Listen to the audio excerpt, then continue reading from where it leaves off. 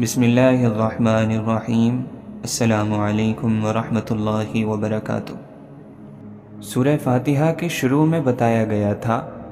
کہ سورت کی 3 شروعات کی آیتوں میں اللہ تعالیٰ کی حمد ہے اور اس کی تعریف ہے۔ یہ تینوں آیتیں آ چکی مالکی یوم الدین تک، اور ان کی تفسیریں ہم معلوم کر چکے ہیں کہ پہلی 2 آیتوں میں اللہ کی تعریف ہے، ایمان کی بنیادی اصول ہیں، اللہ تعالیٰ کے وجود اور اس کی توحید کا بیان بھی ایک معجزانہ انداز میں بیان کیا گیا ہے۔ اس تیسری آیت کی تفسیر میں ہم نے اب معلوم کر لیا کہ اس کے صرف 2 لفظوں میں حمد و ثنا کے ساتھ اسلام کے عظیم الشان ریولوشنری بلیو یعنی قیامت اور آخرت، ان دونوں کا بیان بھی دلیل کے ساتھ آ گیا۔ اب چوتھی آیت کا بیان آتا ہے، ایاک نعبد و ایاک نستعین۔ اس آیت میں ایک پہلو تو تعریف کا ہی ہے اور دوسرا دعا کا ہے اور درخواست کا ہے۔ نعبدو عبادت سے نکلا ہوا لفظ ہے، جس کے معنی ہے کسی کی انتہائی تعظیم اور محبت کی وجہ سے اس کے سامنے اپنی عاجزی دکھانا اور آخری حد تک اپنی عاجزی اور فرما برداری کا اظہار کرنا۔ نستعینو استعانت سے نکلا ہوا لفظ ہے، جس کے معنی ہے کسی سے مدد مانگنا۔ آیت کا ترجمہ یہ ہے کہ ہم تیری ہی عبادت کرتے ہیں اور صرف تجھ سے ہی مدد مانگتے ہیں۔ انسان پر 3 حالات گزرتے ہیں، ماضی یعنی گزرا ہوا وقت، حال یعنی موجودہ وقت، مستقبل یعنی آئندہ آنے والا وقت۔ پچھلی تینوں آیتوں میں سے الحمدللہ رب العالمین اور الرحمن الرحیم میں انسان کو اس بات پر توجہ دلائی گئی ہے کہ وہ اپنے ماضی اور حال میں صرف اللہ تعالیٰ کا ضرورت مند ہے، کہ اس کو ماضی میں نابود سے بود کیا گیا، یعنی کچھ نہیں تھا اور اس کو کچھ بنایا گیا، اور اس کو تمام کائنات سے زیادہ بہترین شکل اور صورت اور عقل اور ایک ویژن دیا، اور حال میں اس کی پرورش اور تربیت کا سلسلہ جاری ہے۔ اور مالکی یوم الدین میں یہ بتایا کہ مستقبل میں بھی وہ خدا ہی کا ضرورت مند اور محتاج رہے گا، کہ جزا کے دن یعنی قیامت میں اس کے سوا کسی کا کوئی مددگار نہیں ہو سکتا۔ اور جب ان تینوں آیتوں نے یہ صاف کر دیا کہ انسان اپنی زندگی کے تینوں دور میں خدا ہی کا محتاج ہے، ضرورت مند ہے، تو اس کا نیچرل اور عقلی تقاضا یہ ہوا کہ عبادت بھی صرف اسی کی جائے، کیونکہ عبادت جو حد سے بڑی ہوئی تعظیم اور محبت کے ساتھ اپنی آخری حد میں دکھائی گئی عاجزی اور اپنے حقیر ہونے کا یقین ہے، وہ کسی دوسری ہستی کے لائق نہیں سوائے اللہ کے۔ اس کا نتیجہ لازمی یہ ہے کہ ایک عقل مند انسان پکار اٹھے کہ ہم تیرے سوا کسی کی عبادت نہیں کرتے۔ اسی فطرت کے تقاضے کو ایاک نعبدو میں ظاہر فرمایا گیا ہے، اور جب یہ معلوم ہو گیا کہ ضرورتوں کا پورا کرنے والا صرف ایک ہی ذات اللہ تعالیٰ کی ہے، تو عقل کا اور فطرت کا تقاضا بھی یہ ہے کہ اپنے کاموں میں مدد بھی صرف اللہ سے ہی مانگی جائے۔ اس عقل اور فطرت کے تقاضے کو وَإِيَّاكَ نَسْتَعِينُ میں ذکر فرمایا گیا ہے، یعنی ہم صرف تجھ سے ہی مدد مانگتے ہیں۔ مقصد یہ ہے کہ اس چوتھی آیت میں ایک حیثیت سے اللہ تعالیٰ کی حمد اور ثنا ہے کہ عبادت اور مدد کے لائق صرف وہی ہے، اور دوسری حیثیت سے انسان کی دعا اور درخواست ہے کہ ہماری مدد فرمائیں، اور تیسری حیثیت اور بھی ہے کہ اس میں انسان کو اس کی تعلیم دی گئی ہے کہ اللہ کے سوا کسی کی عبادت نہ کرے، اور حقیقی طور پر اللہ کے سوا کسی کو ضرورت پورا کرنے والا نہ سمجھے اور کسی کے سامنے ہاتھ نہ پھیلائے۔ اس آیت میں یہ بات بھی غور کے قابل ہے کہ ارشاد یہ ہے کہ ہم تجھ سے ہی مدد مانگتے ہیں۔ کس کام میں مدد مانگتے ہیں، اس کا ذکر نہیں کیا گیا۔ تمام مفسرین نے لکھا ہے کہ اس کا ذکر نہ کرنے میں بات کو عام بنانے کی طرف اشارہ ہے، کہ ہم اپنی ساری عبادت اور ہر دینی اور دنیاوی کام اور ہر مقصد میں صرف آپ ہی کی مدد چاہتے ہیں۔ پھر عبادت صرف نماز روزے کا نام نہیں۔ امام غزالی رحمۃ اللہ علیہ نے اپنی کتاب 40 میں عبادت کی 10 قسمیں لکھی ہیں: نماز، زکوٰۃ، روزہ، حج، قرآن کی تلاوت، ہر حالت میں اللہ تعالیٰ کا ذکر کرنا، اسے یاد رکھنا، حلال روزی کے لیے کوشش کرنا، پڑوسی اور ساتھی کے حق ادا کرنا، لوگوں کو نیک کام کا حکم کرنا اور برے کاموں سے منع کرنا، رسول اللہ صلی اللہ علیہ وسلم کی پیروی کرنا۔ اس لیے عبادت میں اللہ تعالیٰ کے ساتھ کسی کو شریک نہ کرنے کے معنی یہ ہو گئے کہ نہ کسی کی محبت اللہ تعالیٰ کے برابر ہو اور نہ کسی کا خوف اس کے برابر ہو، نہ کسی سے امید اس کی طرح ہو، نہ کسی پر بھروسہ اللہ کے برابر ہو، نہ کسی کی فرما برداری اور خدمت اور کام اتنے ضروری سمجھے جتنا اللہ تعالیٰ کی عبادت کو، نہ اللہ کی طرح کسی کی نذر اور منت مانے، نہ اللہ کی طرح کسی دوسرے کے سامنے اپنی مکمل عاجزی اور اپنے آپ کو حقیر دکھائے، نہ وہ کام کسی دوسرے کے لیے کرے جو انتہائی عاجزی کی نشانیاں ہیں، جیسے رکوع اور سجدہ۔ آخری 3 آیتیں جن میں انسان کی دعا اور درخواست کا ٹاپک ہے اور ایک خاص دعا کرنے کی تلقین کی گئی ہے، وہ یہ ہے: اہدنا الصراط المستقیم صراط الذین انعمت علیہم غیر المغضوب علیہم ولا الضالین، جس کا ترجمہ یہ ہے کہ بتلا دیجئے ہم کو سیدھا راستہ ان لوگوں کا جن پر آپ نے انعام فرمایا، نہ کہ ان لوگوں کا راستہ جن پر آپ کا غضب ہوا، اور نہ ان لوگوں کا جو راستے سے گم ہو گئے۔ ان 3 آیتوں میں کچھ باتیں قابل غور ہیں جن پر توجہ دینے کی ضرورت ہے۔ یہاں پہلی قابل غور بات یہ ہے کہ سیدھے راستے کی ہدایت کے لیے دعا جو اس آیت میں ہمیں سکھائی گئی ہے، اس میں مخاطب جس طرح تمام انسان اور عام مومن ہیں، اسی طرح اللہ کے ولی اور حضرت انبیاء علیہم السلام بھی ہیں، ان کو بھی اس کا حکم دیا گیا، اور اللہ کے تمام ولی اور اس کے نبی بلا شبہ ہدایت پا چکے ہیں، بلکہ وہ تو دوسروں کے لیے ہدایت کا سرچشمہ ہیں۔ پھر جو چیز حاصل ہو چکی ہے، اس چیز کے بارے میں انہیں کیوں حکم دیا گیا کہ بار بار اس کی دعا مانگی جائے؟ اس کا جواب ہدایت کی پوری حقیقت معلوم کرنے پر ہے۔ اس کو ہم یہاں تھوڑا سمجھ لیتے ہیں، جس سے یہ جو سوال پیدا ہوا ہے، اس کے علاوہ بھی دوسرے تمام کچھ ڈاؤٹس کلیئر ہو جائیں گے۔ ہدایت کا مفہوم جو قرآن کریم میں پیش کیا گیا ہے، بہت سے مقامات پر آیا ہے، اور کچھ لوگ ہدایت کی حقیقت کو نہیں جانتے، تو قرآن کی بہت سی آیات ان کو آپس میں اختلاف کرتی ہوئی دکھائی دیتی ہیں۔ ہدایت کے لفظ کی بہترین تشریح امام راغب اصفہانی رحمۃ اللہ علیہ نے مفردات القرآن میں لکھی ہے، جس کا خلاصہ یہ ہے کہ ہدایت کے اصلی معنی ہے کسی شخص کو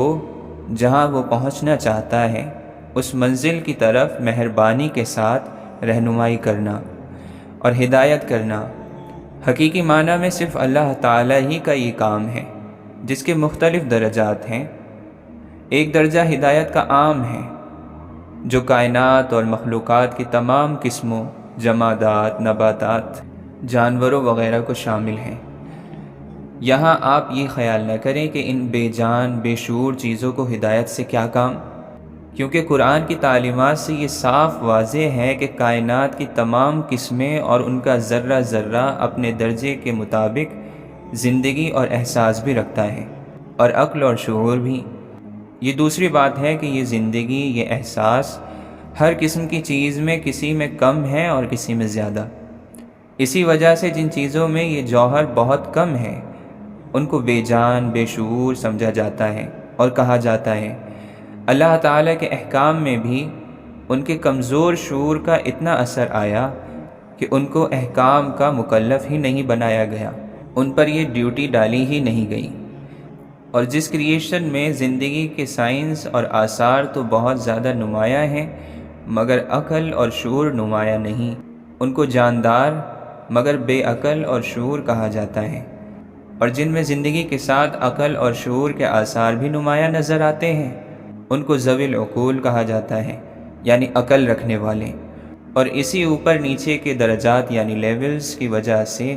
اور عقل و شعور کی کمی اور بیشی کی وجہ سے تمام کائنات میں شریعت کے احکام کی جو ڈیوٹی دی گئی ہے، صرف انسان اور جنات کو دی گئی ہے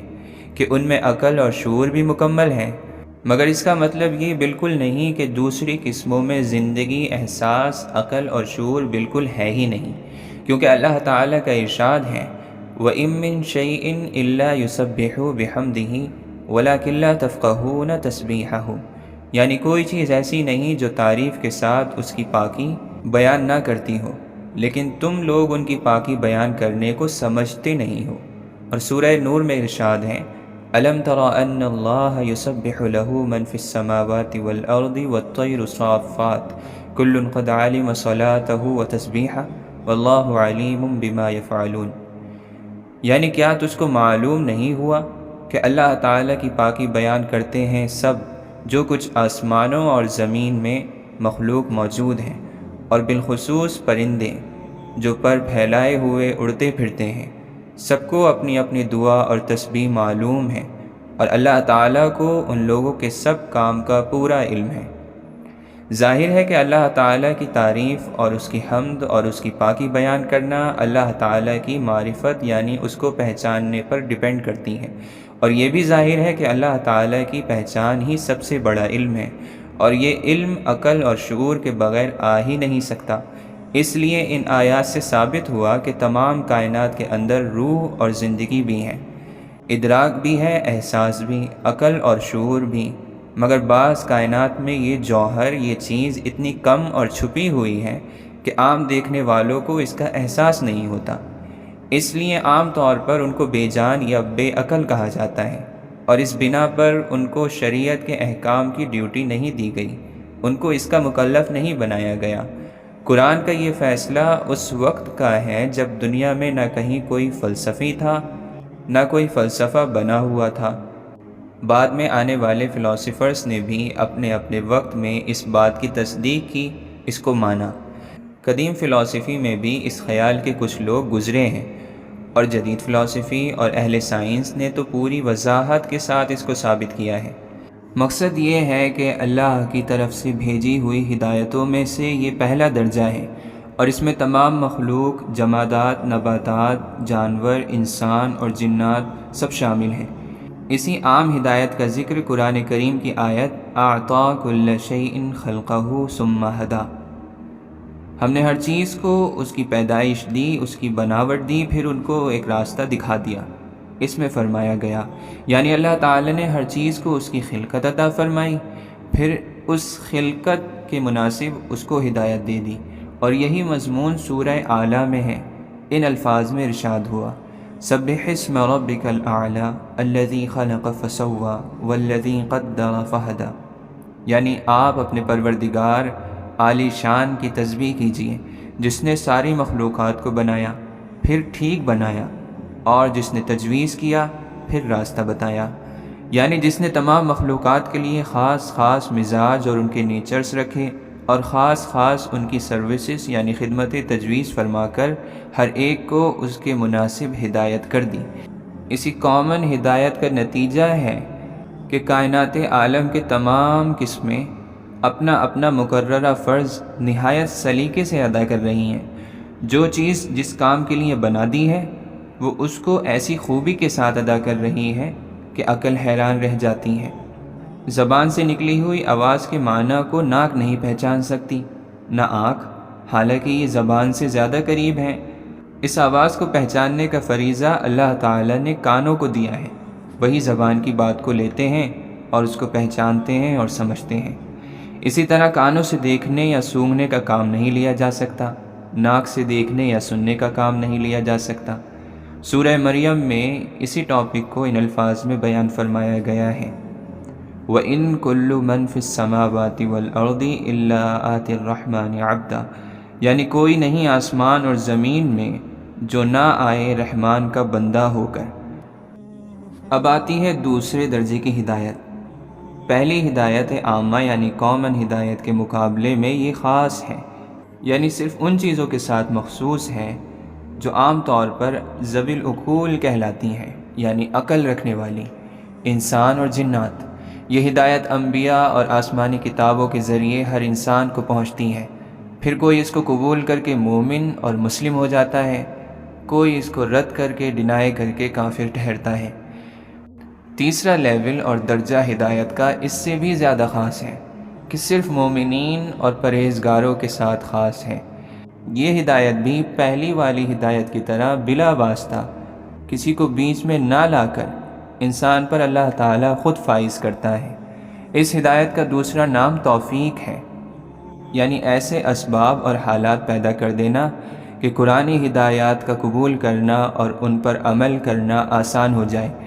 اور ان کی خلاف ورزی اور ان کے خلاف چلنا مشکل ہو جائے۔ اس تیسرے درجے کی وسعت یعنی اس کا پھیلاؤ غیر محدود ہے، اور اس کے درجات کبھی نہ ختم ہونے والے ہیں۔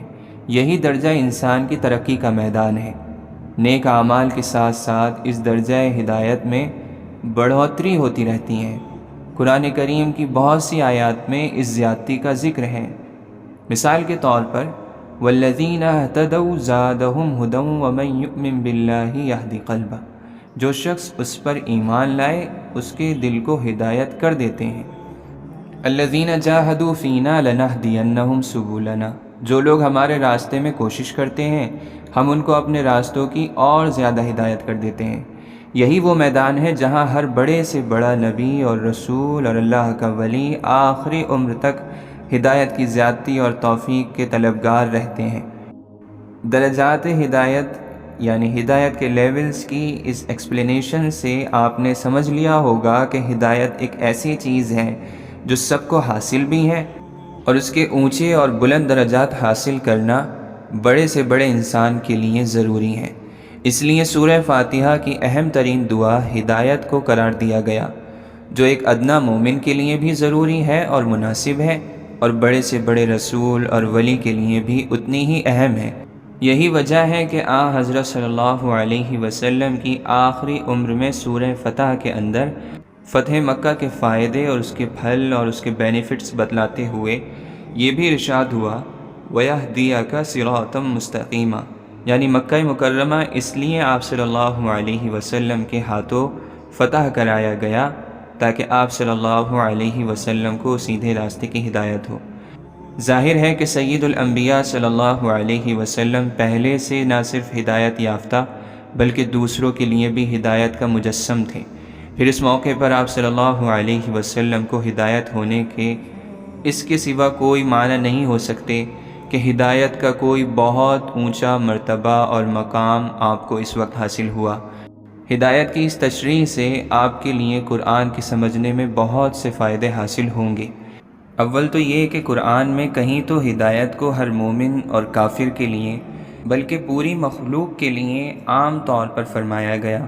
اور کہیں اس کو محض پرہیزگاروں کے ساتھ خاص لکھا گیا ہے۔ اب ایسے حالت میں جو نہیں جانتا اس کو اختلاف کا شبہ ہو سکتا ہے۔ ہدایت کے عام اور خاص درجات معلوم ہونے کے بعد یہ ڈاؤٹ خود بخود دور ہو جاتا ہے کہ ایک درجہ سب کو عام ہے اور شامل ہے، اور دوسرا ہدایت کا درجہ خاص انبیاء اور اولیاء کے ساتھ ہے۔ دوسرا فائدہ یہ ہے کہ قرآن میں ایک طرف تو جگہ جگہ یہ ارشاد ہے کہ اللہ تعالیٰ ظالمین یا فاسقین کو ہدایت نہیں فرماتے، اور دوسری طرف بار بار یہ ارشاد ہے کہ اللہ تعالیٰ سب کو ہدایت فرماتے ہیں۔ اس کا جواب بھی درجات کی تفصیل سے صاف ہو گیا کہ ہدایت عامہ سب کو دی جاتی ہے، اور ہدایت کا تیسرا خاص درجہ ظالم اور فاسق لوگوں کو نصیب نہیں ہوتا۔ تیسرا فائدہ یہ ہوا کہ ہدایت کے 3 درجات میں سے پہلا اور تیسرا درجہ بلا کسی واسطے کے اللہ تعالیٰ خود بندوں کو عطا کرتا ہے، اس میں کسی نبی یا رسول کا دخل نہیں۔ انبیاء علیہم السلام اور رسولوں کا کام صرف دوسری درجے کی ہدایت سے متعلق ہے۔ قرآن کریم میں جہاں کہیں انبیاء علیہم السلام کو ہدایت کرنے والا یعنی ہادی قرار دیا گیا وہ اسی دوسرے درجے کے اعتبار سے ہے، اور جہاں یہ ارشاد ہے اِنَّكَ لَا تَهْدِي مَنْ أَحْبَبْتَ، یعنی آپ ہدایت نہیں کر سکتے جس کو چاہیں، تو اس میں ہدایت کا تیسرا درجہ مراد ہے، یعنی توفیق دینا آپ کا کام نہیں صلی اللہ علیہ وسلم۔ مقصد یہ ہے کہ اہدنا الصراط المستقیم ایک جامع اور اہم ترین دعا ہے جو انسان کو سکھلائی گئی ہے۔ انسان کا کوئی فرد اس سے بے نیاز نہیں، اور ہر کسی کو اس کی ضرورت ہے۔ دین اور دنیا دونوں میں سیدھے راستے کے بغیر کامیابی اور فلاح نہیں مل سکتی۔ دنیا کی الجھنوں میں بھی سیدھے راستے کی دعا نسخہ اکسیر ہے، مگر لوگ توجہ نہیں کرتے۔ ترجمہ اس آیت کا یہ ہے کہ بتا دیجئے ہم کو راستہ سیدھا۔ سیدھا راستہ کون سا راستہ ہے؟ سیدھا راستہ وہ ہے جس میں موڑ نہ ہو، اور مراد اس سے دین کا وہ راستہ ہے جس میں افراط اور تفریط نہ ہو۔ افراط کے معنی ہے حد سے آگے بڑھنا، اور تفریط کے معنی ہے غلطی کرنا، کوتاہی کرنا۔ پھر اس کے بعد کی 2 آیتوں میں اس سیدھے راستے کا پتہ دیا گیا ہے، جس کی دعا اس آیت میں تلقین کی گئی ہے۔ ارشاد ہوتا ہے صراط الذین انعمت علیہم، یعنی راستہ ان لوگوں کا جن پر آپ نے انعام فرمایا، اور وہ لوگ جن پر اللہ تعالیٰ کا انعام ہوا اس کی تفصیل ایک دوسری آیت میں اس طرح آئی ہے الذین انعم اللہ علیہم من النبیین والصدیقین والشہداء والصالحین، یعنی وہ لوگ جن پر اللہ تعالیٰ کا انعام ہوا، یعنی انبیاء اور صدیقین اور شہداء اور صالحین۔ یہ اللہ تعالیٰ کی بارگاہ میں مقبول ہیں، اور یہ 4 درجات ہیں جن میں سب سے بلند انبیاء علیہم السلام ہیں، اور صدیقین وہ لوگ ہیں جو انبیاء کی امت میں سب سے زیادہ رتبے کے ہوتے ہیں، جن میں اندرونی کمالات ہوتے ہیں۔ عام طور پر ان کو اولیاء کہا جاتا ہے۔ شہداء وہ ہیں جنہوں نے دین کی محبت میں اپنی جان تک دے دی، اور صلحاء وہ ہیں جو شریعت کے پورے پیروی کرنے والے ہیں، یعنی نیک لوگ، واجبات میں بھی مستحب چیزوں میں بھی، جن کو عام طور پر نیک اور دیندار کہا جاتا ہے۔ غیر المغضوب علیہم ولا الضالین، یعنی ان لوگوں کا راستہ نہیں جن پر آپ کا غضب ہوا، اور نہ ان لوگوں کا راستہ جو گم ہو گئے۔ مغضوب علیہم یعنی جن پر آپ کا غضب ہوا، اس سے وہ لوگ مراد ہیں جو دین کے احکام کو جاننے پہچاننے کے باوجود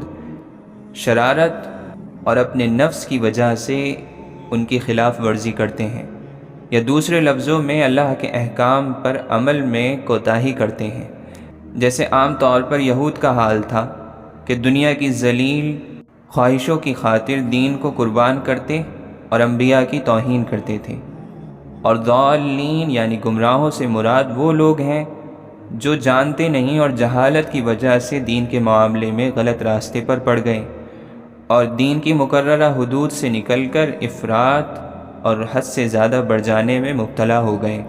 جیسے عام طور پر عیسائی تھے یعنی نصارہ، کہ نبی کی تعظیم میں اتنے بڑے کہ ان کو خدا بنا لیا۔ ایک طرف یہ ظلم کہ اللہ کے انبیاء کی بات نہ مانی گئی،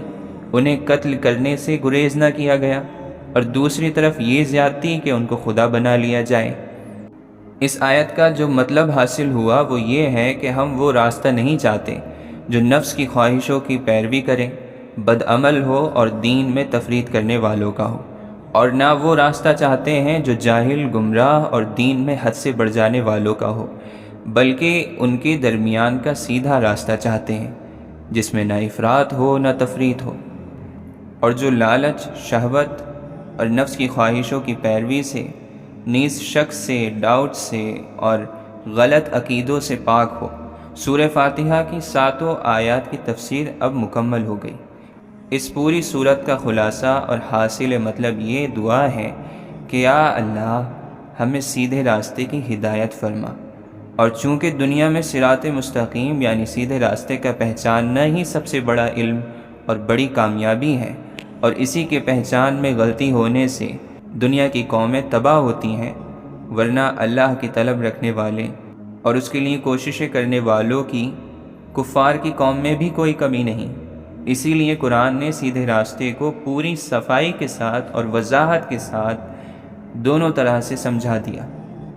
یہاں ایک بات قابل غور ہے، اور اس میں غور کرنے سے ایک بڑے علم کا دروازہ کھلتا ہے، وہ یہ ہے کہ سیدھے راستے کی تعیین کے لیے سامنے سے صاف بات یہ تھی کہ صراط الرسول اور صراط القرآن فرما دیا جاتا، یعنی رسول کا راستہ اور قرآن کا راستہ،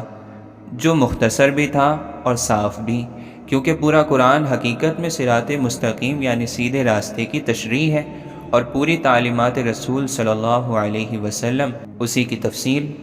لیکن قرآن کی اس مختصر صورت میں اختصار اور صفائی اور وضاحت کے اس پہلو کو چھوڑ کر سیدھے راستے کی تعین کے لیے اللہ تعالی نے مستقل 2 آیتوں میں ہمیں سمجھایا ہے۔ صراط مستقیم کو اس طرح متعین فرمایا کہ اگر سیدھا راستہ چاہتے ہو تو ان لوگوں کو تلاش کرو اور ان کے راستے کو اختیار کرو۔ قرآن کریم نے اس جگہ نہ یہ فرمایا کہ قرآن کا راستہ اختیار کرو، کیونکہ محض کتاب انسانی تربیت کے لیے کافی نہیں، اور نہ یہ فرمایا کہ رسول کا راستہ اختیار کرو، کیونکہ رسول کریم صلی اللہ علیہ وسلم اس دنیا میں ہمارے بیچ ہمیشہ نہیں رہیں گے، اور آپ صلی اللہ علیہ وسلم کے بعد کوئی دوسرا رسول اور نبی نہیں۔ اس لیے سیدھا راستہ یعنی صراط مستقیم جن لوگوں کے ذریعے حاصل ہو سکتا ہے، ان میں نبیوں کے علاوہ اللہ کے ایسے بندے بھی شامل کر دیے گئے جو قیامت تک ہمیشہ موجود رہیں گے، مثال کے طور پر صدیقین، شہداء اور صالحین۔ خلاصہ یہ ہے کہ سیدھا راستہ معلوم کرنے کے لیے اللہ تعالی نے کچھ رجال اور انسانوں کا پتہ دیا، کسی کتاب کا حوالہ نہیں دیا۔ ایک حدیث میں ہے کہ جب رسول کریم صلی اللہ علیہ وسلم نے صحابہ کرام رضی اللہ عنہم اجمعین کو خبر دی کہ پچھلی امتوں کی طرح میری امت بھی 70 فرقوں میں بٹ جائے گی اور صرف ایک جماعت ان میں حق پر ہوگی، تو صحابہ کرام رضی اللہ عنہم اجمعین نے دریافت کیا کہ وہ کون سی جماعت ہے۔ اس پر بھی حضرت صلی اللہ علیہ وسلم نے جو جواب دیا ہے اس میں بھی کچھ اللہ کے بندوں ہی کا پتہ دیا گیا۔ فرمایا ما انا علیہ و اصحابی، یعنی حق پر وہ جماعت ہوگی جو میرے اور میرے صحابہ کے طرز پر ہو۔ اس خاص طرز میں شاید اس کی طرف اشارہ ہو کہ انسان کی تعلیم اور تربیت صرف کتابوں اور روایتوں سے نہیں ہو سکتی، بلکہ اللہ کے ماہر بندوں کی صحبت اور ان سے سیکھ کر حاصل ہوتی ہیں۔ یعنی حقیقت میں انسان کا استاد اور اس کی تربیت کرنے والا انسان ہی ہو سکتا ہے، محض کتاب استاد اور تربیت کرنے والی نہیں ہو سکتی۔ اور یہ ایک ایسی حقیقت ہے کہ جو دنیا کے تمام کاروبار میں دیکھی جا سکتی ہے کہ محض کتابی تعلیم سے نہ کوئی کپڑا سینا سیکھ جاتا ہے، نہ کھانا پکانا، نہ ڈاکٹری کی کتاب پڑھ کر کوئی ڈاکٹر بن سکتا ہے، نہ انجینئرنگ کی کتابوں کے محض مطالعے سے کوئی انجینئر بنتا ہے۔ اسی طرح قرآن اور حدیث کا محض مطالعہ انسان کی تعلیم اور اخلاقی تربیت کے لیے ہرگز کافی نہیں ہو سکتا جب تک اس کو کسی محقق ماہر سے باقاعدہ حاصل نہ کیا جائے۔ قرآن و حدیث کے معاملے میں بہت سے لکھے پڑھے آدمی اس غلطی میں مبتلا ہیں کہ محض ترجمے یا تفسیر دیکھ کر وہ قرآن کے ماہر ہو سکتے ہیں۔ یہ بالکل فطرت کے خلاف تصور ہے۔ اگر محض کتاب کافی ہوئی تو رسولوں کے بھیجنے کی ضرورت نہ تھی۔ کتاب کے ساتھ رسول کو استاد بنا کر بھیجنا اور سیدھے راستے کو متعین کرنے کے لیے اپنے مقبول بندوں کی فہرست دینا، اس کی دلیل ہے کہ محض کتاب کا مطالعہ تعلیم اور تربیت کے لیے کافی نہیں، بلکہ کسی ماہر سے سیکھنے کی ضرورت ہے۔ معلوم ہوا کہ انسان کی کامیابی اور اس کی اصلاح کے لیے 2 چیزیں ضروری ہیں، ایک اللہ کی کتاب جس میں انسانی زندگی کے ہر شعبے سے متعلق اللہ کے احکام موجود ہیں، دوسرے اللہ کے بندے یعنی اللہ والے۔ ان سے فائدہ اٹھانے کی صورت یہ ہے کہ اللہ کی کتاب کے معلوم اصول پر اللہ کے بندوں کو پرکھا جائے۔ جو قرآن کے معیار پر نہ اتریں ان کو اللہ کا بندہ یعنی رجال اللہ سمجھا ہی نہ جائے، اور جب اللہ کے بندے صحیح معنی میں حاصل ہو جائیں، مل جائیں، تو ان سے اللہ کی کتاب کو سمجھا جائے، اس کا مفہوم سیکھنے اور اس پر عمل کرنے کا کام لیا جائے۔ یہی ہے کہ کچھ لوگوں نے صرف اللہ کی کتاب کو لے لیا، اللہ کے بندوں سے نظر ہٹا لی، ان کی تفسیر اور تعلیم کو کوئی حیثیت نہ دی، اور کچھ لوگوں نے صرف اللہ کے بندوں کو معیار حق سمجھ لیا اور اللہ کی کتاب سے آنکھ بند کر لی، اور ان دونوں طریقوں کا نتیجہ گمراہی ہے۔ سورہ فاتحہ ہمیں دعا کرنے کا طریقہ بھی سکھاتی ہے۔ اس خاص اسلوب کلام، اس خاص گفتگو کے اسلوب کے ذریعے انسان کو یہ تعلیم دی گئی ہے کہ جب اللہ تعالیٰ سے کوئی دعا اور درخواست کرنا ہو تو اس کا طریقہ یہ ہے کہ پہلے اس کی حمد اور تعریف کا فرض پورا کیا جائے، پھر وفاداری کی قسم اٹھائی جائے اس بات پر کہ ہم اس کے سوا نہ کسی کو عبادت کے لائق سمجھتے ہیں اور نہ کسی کو حقیقی معنی میں مشکل کشا اور حاجت روا مانتے ہیں۔ اس کے بعد اپنے مطلب کی دعا کرو۔ اس طریقے سے جو دعا کی جائے گی اس کے قبول ہونے کی بہت زیادہ امید ہے۔ اور دعا میں بھی ایسی جامع دعا اختیار کرو جس میں کم لفظ اور زیادہ معنی ہو، انسان کے تمام مقصد داخل ہو جائیں، جیسے سیدھے راستے کی ہدایت کہ دنیا اور دین کے ہر کام میں اگر انسان کا راستہ سیدھا ہو جائے تو کہیں ٹھوکر ہی نہ لگے اور نقصان پہنچنے کا خطرہ نہیں رہتا۔ غرض اس جگہ خود اللہ تعالیٰ کی طرف سے اپنی حمد و ثنا بیان کرنے کا اصل مقصد انسان کو تعلیم دینا ہے، اس کو سکھانا ہے۔ تفسیر میں یہ بات وضاحت سے اور کھل کر سامنے آ گئی کہ قرآن کریم نے جس دعا کو ہر شخص کے لیے، ہر کام کے لیے، ہر حال میں چنا ہے اور اس کو چننے کے لیے ہمیں بتایا ہے، وہ سیدھے راستے کی ہدایت کی دعا ہے۔ جس طرح آخرت کی کامیابی اس سیدھے راستے پر موقوف ہے جو انسان کو جنت کی طرف لے جائے، اسی طرح دنیا کے سارے کاموں میں بھی غور کریں گے تو کامیابی کا مدار سیدھے راستے پر ہی ہے۔ جس کام میں وہ انسٹرومنٹس، وہ چیزیں استعمال کی جائیں جن کے استعمال کرنے سے مقصد حاصل ہو جاتا ہے تو کامیابی بھی حاصل ہوگی۔ جہاں کہیں انسان اپنے مقصد میں کامیاب نہیں ہوتا تو اگر وہ غور کرے تو معلوم ہو جائے گا کہ کام کے کسی مرحلے میں، کسی فیز میں اس نے غلطی کی ہے، صحیح راستہ ہاتھ سے چھوٹ گیا تھا، اس لیے ناکامیابی ہوئی۔ اس کا حاصل یہ ہے کہ سیدھے راستے کی ہدایت صرف آخرت اور دین کے کاموں کے ساتھ خاص نہیں، دنیا کے سب کاموں کی درستگی اور کامیابی بھی اسی پر ڈیپینڈ کرتی ہیں۔ اس لیے یہ دعا ایسی ہے کہ مومن کو ہر وقت اپنی زبان پر رکھنی چاہیے اور اس کو اپنا وظیفہ بنا لینا چاہیے۔ شرط یہ ہے کہ اپنا ذہن حاضر کر کے اور دل کے ساتھ کی جائے، محض الفاظ کو پڑھ لینا ایسا نہ ہو۔ اللہ تعالیٰ توفیق دینے والے ہیں اور مدد فرمانے والے ہیں۔